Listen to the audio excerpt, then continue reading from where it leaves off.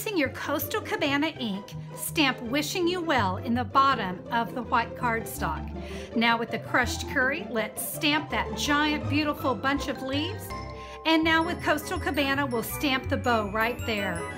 How about some flowers? Let's do those in Coastal Cabana ink. And now we're going to simply adhere the designer paper to the front of our card, add our stamped image to our crushed curry. Let's just tear the bottom edge to make it look pretty. Adhere this to the upper left side of your card